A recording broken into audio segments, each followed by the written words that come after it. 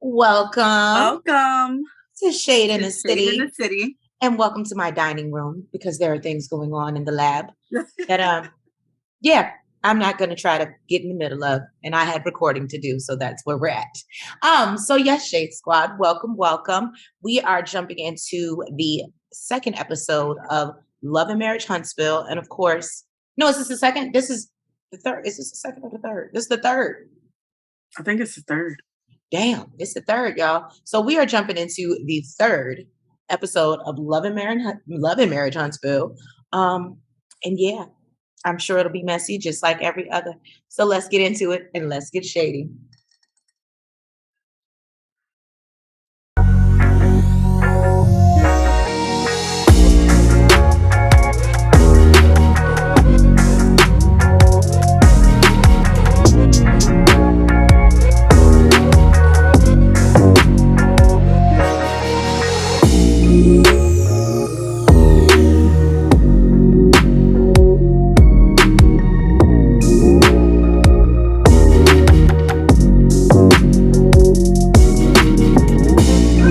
All right. So the gentlemen are meeting up at Black, which we know is Marsau and Maurice. Oh, yes, Marceau and Maurice. I do believe they are waiting on Mr. Holt, but as they're waiting, Maurice lets us know that he's still waiting on his apology from Marceau that he did not get at Micah's house. Maurice lets him know that by posting a picture, it gives it credibility. Now, I will say this, guys.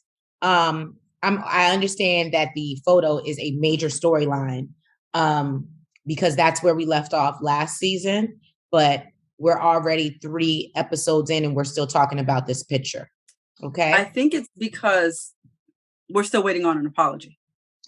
Okay. I think Marceau. So we're still waiting on accountability for the picture, is what you're saying. Exactly. Okay. Okay. You know, I guess Maurice is. I'm sorry, not Maurice. Marceau was waiting on accountability from Maurice that he should have really just mentioned that he was there, rather than everybody on the panel knew that I was there. Yeah, but it's televised. We're not on the panel. Okay. Right. And Maurice, on the other hand, is waiting for accountability that you really shouldn't have posted. And you posted it to be a dick, really. So I thought that it was funny that fucking Marsau, he's like, so what would a non-lying person say? I did like that non-lying person. And Maurice looked so agitated. He was like, I don't know, Marsau. He was like, they would have said, yes, I was there. And then that's when, Maurice got into the fact, well, everybody knew that I was there and I did say that I was there, but apparently it wasn't caught on camera because he said it before he posted the picture. And he's like, well, nobody saw that.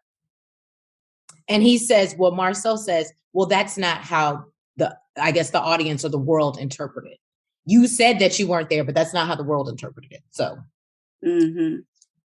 So he does say that maybe he owes Kimmy an apology and he's willing to apologize to Kimmy, but not to you, Maurice. And Maurice is just like, no, you owe us both basically an apology because you put me in the middle of this mess. And Marceau's like, no, I'm not apologizing to somebody who lied and said he wasn't there. He was like, you put yourself in he's sticking to his guns. And even Maurice talks about it in the confessional. He's like a little, and I never realized, I don't know, for some reason I always assumed Marceau was the older brother. But now I can clearly see that Maurice, just based off of maturity, is clearly the older brother. And he just lets him know that like it's sad to see his little brother have so much pride that he just won't, apologize. Like, dude, my bad. So and then Martel walks in and Martel Holt. Yes, he breaks the tension a little bit. He's talking about his book signing and he wants them to bring the kids out this weekend to his book signing. And unfortunately, they both have to decline because Maurice is finally going on a honeymoon. And Marsau, who is newly now spending time with his family, says that his son turning 15. Mm-hmm. So, Martel, I guess. And I will say this, hats off to Marsau. Clearly, that Africa trip did do you some good, because I feel like maybe it wasn't televised the past seasons or what, but I feel like you do get it and you are making space and time to spend time with your family. So, or it could have been the threat of losing his family after someone came forward saying that he has 2 kids outside of his marriage. Shit like that'll do it. That too. maybe that's why he needed to go to Africa and clear his mind. Maybe clear from this bitch. I don't know. So basically, Martel asked what they were talking about, and Maurice wants his opinion. Like, do you feel like Marsau owes me an apology and about the picture? And Martel is just like, well, basically, yeah. Like, you threw him under the bus. An apology. You threw him under the bus, and Maurice not Maurice, Marsau. All these M's, Jesus Christ! I know, right? Tongue twisters. Marsau is just like, no, like I don't understand. Like, he's like, yo, if he said he wasn't there, you're supposed to just go along with it, right? So you threw him under the bus, and Marsau was just like, well, no, he shouldn't have lied. So Martel just moves on to another subject, because apparently Marsau needs to go on a apology tour. Okay, so he brings up the heat that he gave Louis and Tiffany at the reunion. He feels like, he attacked them and he was bullying them a little bit at the reunion. And Marsau was confused. He's like, how? You don't just talk about somebody's marriage, especially when you're new in yours and y'all are both divorced. You don't come and tell me about my marriage. And we're not even cool like that. I don't even know you like that for you to come at me about my marriage. So Marsau also said he's not sitting around to be nobody's punching bag. He said, you throw you can't just come house, say anything to me. Huh? No, I said you can, because what I noticed is, like we talked about, Tiffany is a shit starter, and she goes around and sets fires, mm-hmm. and waits for Louis to come put them out. And Marsau said, you throw a match in my house and I'm gonna burn yours down. Martel, with all the cop-out excuses, tells Marsau, well, some people just don't know boundaries until you set them. I feel like that's kind of bullshit, because how about you treat people the way you want to be treated? Do you want somebody constantly talking about your marriage? Clearly you don't, because when people do it, it's a problem for you. Don't do fucked up shit if you don't want fucked up shit done to you. But Marsau does agree that he will sit down and have a sidebar with Louis, but he lets him know, like, he don't feel like I don't know what you're expecting. I'll listen to the man, but I'm good where I'm at. I said what I said and I meant it. With this, I don't feel like he's wrong. Look, Marsau, you're winning this review. Tiffany sits down with her hubby Louis, and she wants to have a conversation about the pajama party. And she lets him know that she did have a conversation with Kimmy. Her and Kimmy are good now. And as she was getting up to leave the conversation, she felt like she was interrupted by Stormy. And she states Stormy was kind of just like, so what were y'all talking about? Which made her, she didn't like that. She didn't like that because she felt like her and Kimmy got past it. And once Stormy intervened, it kind of brought things back up. So then she explains that Stormy made her feel attacked and was coming at her. So Stormy was asking questions. But I don't feel like Stormy wasn't doing it vindictively. That's what. No. That's what I'm saying. She was asking questions, but there was no attacking or coming at her until she got smart. Until she got smart and said what she said. Exactly. So right. this is the problem. Okay, so she'll do little shit. She'll do little shit and won't explain to her husband what she said to bring it to that place, but she'll tell the aftermath. Oh, they came. And of course, she starts little fires, and then he has to go try to put them out without knowing the whole damn story. Right. And that's why people come at them. So then Lewis also expresses that he, to Tiffany, that he had a conversation with Martel. Yeah. About Marsau. And Marsau coming at them. And he's considering, having to sit down with Marsau to discuss what the issue is. Tiffany suggests making it a double date because, she used to work at the Monaco with Marsau. And Lewis kind of loses his shit. He's like, that's what I'm talking about. See, that's what I mean. And so initially I was wondering why he got so upset, but I'm thinking he got so upset because it's like, you have a rapport with him. He knows you. You guys know each other. So why is he coming at us and coming at our marriage like this? If y'all are supposed to be cool. Like, he may not really know me, but he knows you. Y'all work together. That makes a lot of sense because I thought what made him upset was the fact when she was like, and he has a big personality. And I felt like she was trying to like brace him or like, hey, well, just be careful in like what you say. And that made him upset. Like, don't tell me how like, oh, because you know him. Like, I think that I thought that's what irritated him. I think she was just trying to say like, he may have come across that way because he has a big personality. Because then he was like, well, I know a lot of people with a big personality. Like, that doesn't mean shit. Like they're not acting like this. You know what I mean? So, she's like, well, are you worried that things are going to get physical? And he's like, no, absolutely not. She made a joke like, yeah, because you're too old. And he's like, what? He said, I still nigga, right? Right. But he does want to sit down, have a conversation with Marsau, possibly move further than just being associates. He's hoping that they can build something. But if not, I mean, I guess, he feels like it is what it is. But they do plan to sit down and have a conversation. And we are moving on to Melody's house. And her and Mariah. Melody, hold on, before we get into it. That wig girl. Yes. Yeah. Was everything. Let me tell you something. Need to know where you got it, Hunty. That was beautiful.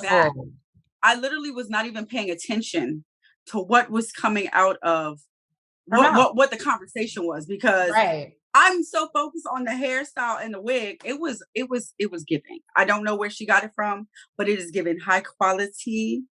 It is giving greatness. Okay. But Melody lets us know that her and Mariah were taking acting classes in Atlanta. Okay. And she would pick Mariah up after school and drive her to Atlanta for the acting class. Well, they were both taking the acting class, stay at overnight, and then rush back in the morning to get Mariah off to school. Now, Latrice did the research. Okay. And it was 3 hours away from Huntsville, Alabama. That is some serious dedication. I don't know if maybe it was a prestigious acting class or what, but hats off to you, Melody. Right. Okay? I was like, that's dedication, moms. Cool. Look. So they are working on their audition tapes, which and it seemed like we saw Melody doing it, and she seemed like she was doing pretty good. And Mariah's back there working the camera, reading her the lines. And Melody is she's such a mama. She's so a proud mama bear. She's like, look at my baby. She did so good reading the lines and working the camera. She did though. She did.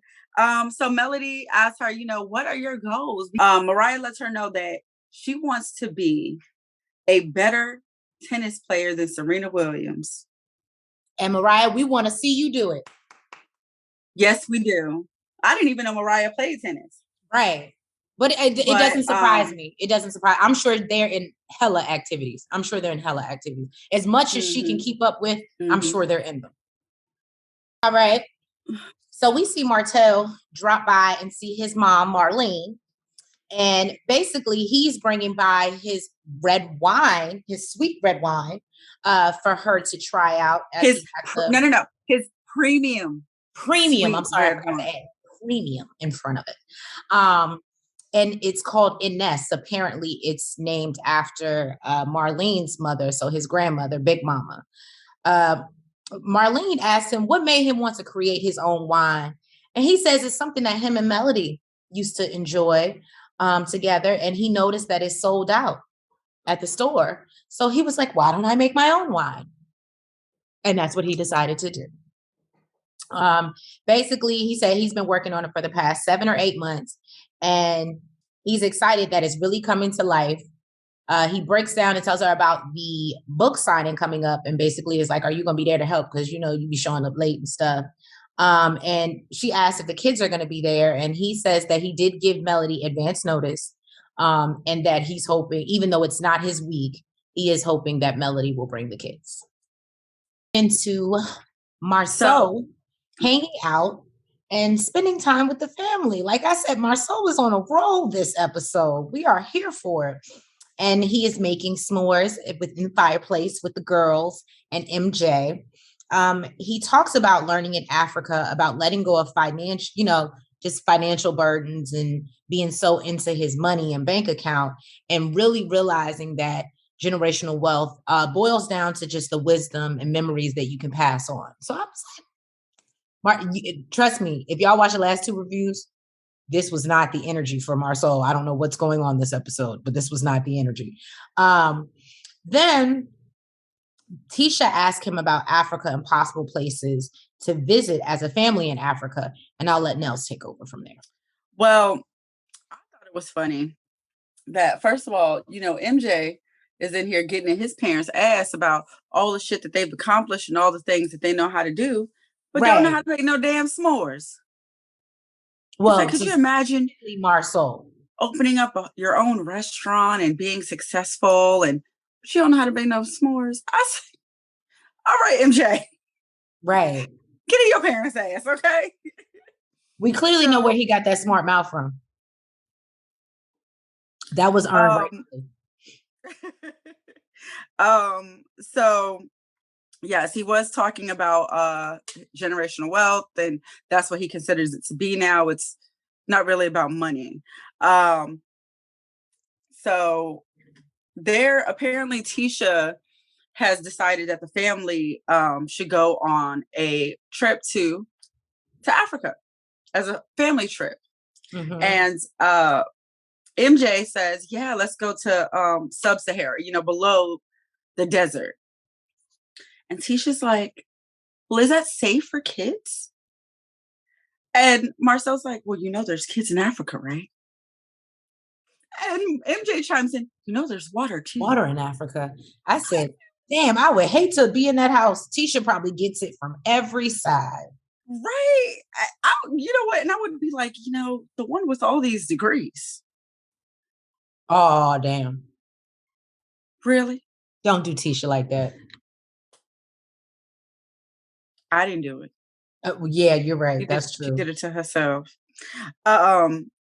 So basically, you know, she was like, you know, are you going to be our tour guide?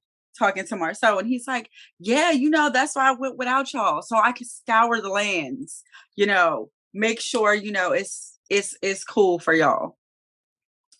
Boy, bye. Right. So then they're having a conversation. Marsau is talking about the conversation that he had with Martel and how Martel felt like he was bullying Lewis.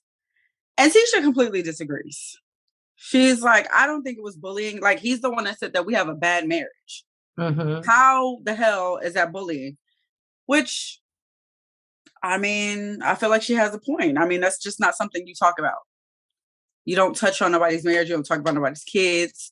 I don't feel like I don't know. I just felt like the shit that Martel said earlier was a fucking cop-out. Right.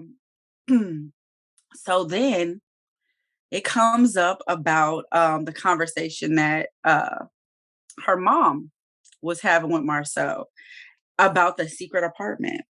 Mm-hmm. And she's like, well, I mean, where did that come from? And he's like, people that can read. The same place that the secret I got 2 babies from. Bloggers.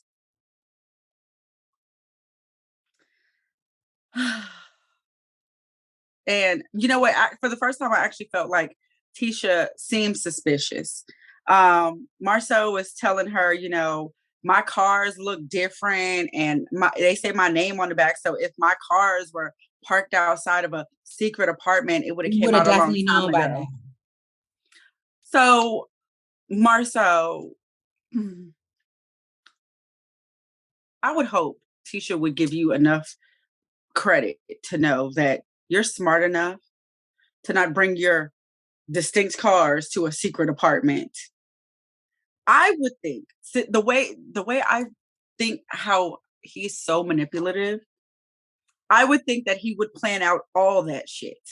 Uber, get picked up, something, because you have distinct vehicles. I wouldn't expect you to drive your shit. But, that's just me. So she's like, well, did you talk to Martel about it? And he's like, well, no. Like, why would I talk to Martel about it? And she's like, well, I wonder, if you didn't talk to Martel about it, what did y'all talk about when y'all got together? And he's like, I told you about the picture. Him and Maurice were coming at me about the picture. But she just seems super suspicious. Right.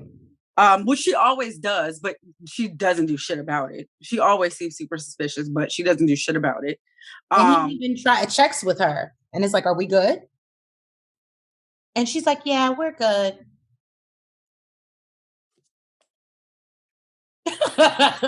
So I guess they're good. Kimmy, she is packing for her honeymoon. She is super excited. She's been waiting for this for 3 years, y'all.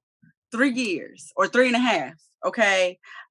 She actually pulls out lingerie from when she went lingerie shopping. I actually remember the episode. She still got the tags on it. I guess she said, look, I ain't wearing this unless I'm wearing it on an island when we go on this honeymoon. So she still got the tags on it. Kimmy ain't playing no games, but she packed it. She packed it, y'all. So you love them too. She did. So Kimmy is talking to Maurice about the infamous pajama party. Okay. Mm-hmm. And, she's letting him know that Destiny and Tisha weren't there. But guess who was? Trees? Who was there? KK. And she ain't got no love for Tisha, apparently. Mm-hmm. Okay. So she's like, there was a lot of Tisha conversation, and it wasn't putting Tisha really in the best light. And she felt that that's conversations really you should have had with Tisha rather than this group of girls, being her cousin and all. Right. And, Maurice is like, well, you're going to have to talk to Tisha about that, and Destiny, let them, know what's going on. She also lets him know. Tells her to listen to all sides before she makes a decision on where. And, she basically looked like, sir, do you know who I am? Of course I'm going to listen to all sides. Like, I'm Kimmy. That's what I do. Exactly. So then, she also lets him know that Tiffany and her hashed out their stuff, but then Stormy came and sat down and wants to know what was going on. And apparently Stormy and Tiffany don't have the best rapport, I guess. And it kind of, they had to kind of rehash what was going on. So whatever they just got over, they had to get back in them feelings again and, rehash it to let Stormy know what was going on. Right. So basically Kimmy's like, look, I'm not dealing with none of this right now. Okay. My mind is on vacay mode. Okay. It is on the honeymoon. He was like, well, show me. And she's like, well, look at him. I got this one, this little piece of lingerie, this little piece of lingerie. And she packs it in the bag. He said, oh, no. So they all going? They all going? And she like, oh, what you trying to do? He trying, look, Clearly, Monster ain't home. That's what's that. Right? He trying to get some action. Okay. And Kimmy is down. She's like, look, well, you finally did what you were supposed to, nigga. What you want? This is the time to ask for whatever it is you want, Maurice. Right. You will get it. Okay. Look, how to bark like a dog. Okay. Right. Whatever you like. Exactly. So then we see Martel. He is looking forward to this book signing. For the book, a plane ride to Canada a plane ride to Canada. Now, initially, I did not understand how this was important or what this meant, but we'll get into that. Okay. But yeah, he's super excited. He believes it's going to be an awesome day. The kids are going to come. They're going to read, help him read the book as they're authors now. And the kids are also looking forward to this. Now, time is passing a little bit. I think he's getting a little concerned. What's the other male is getting a little concerned. And, he's like, well, I did let her know a while ago. So he's just hoping that, but he says that he hasn't received a response in days. So, I don't know. It ain't really looking too good. Melody. And Melody is, she calls her mama. And we get the other side of the story. Okay. And she says that, well, she's letting us know that in the past month, she lost two family members, an uncle and a great uncle. And they were both unexpected. So it's been a really tough time for the family. And, she's packing up her and the children. Right. To go to her hometown. So clearly there's a miscommunication somewhere. Some lines got crossed because she is leaving the same day as the book signing. Mm-hmm. And she said, so that the children can be there to support and they can all grieve together for their lost family member. And she gets on the phone with her mother and, explaining that it'll be great to have the kids there because last weekend, and I'm assuming this is maybe when the last funeral was, last weekend, she didn't have the kids and it wasn't her weekend. So everyone was asking where the kids are. Right. And the this weekend will be great. Is getting right now. I'm sorry? I said the same thing that Martel is getting right now. So this weekend will be great because everyone will be there and be able to see the kids. She did say that she received an email from Martel telling her that, he would like for the kids to be at the book signing and letting her know that, he can get the kids' hair if their hair done, if their hair isn't going to be done. From what I gathered, the email kind of rubbed Melody the wrong way because he was not asking. Since legally she had the kids that weekend, he was kind of telling and dictating to her. So it seemed like she really ignored the email and decided to just go on about her business, which I cannot blame her for. If we have set weekends and set days, I did not get them last weekend.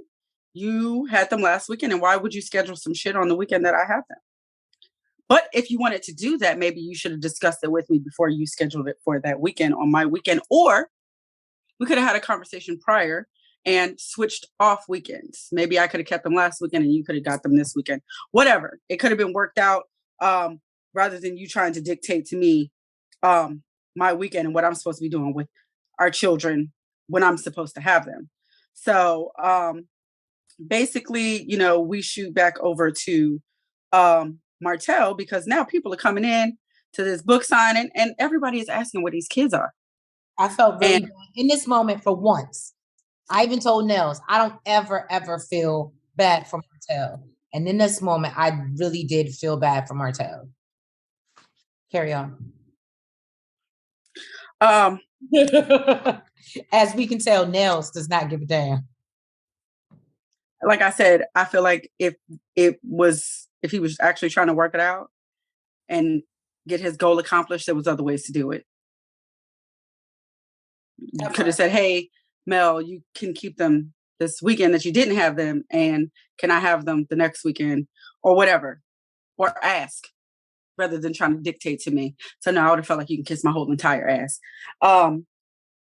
So basically, Martel is getting pretty frustrated because everybody is coming in asking, hey, where's the kids?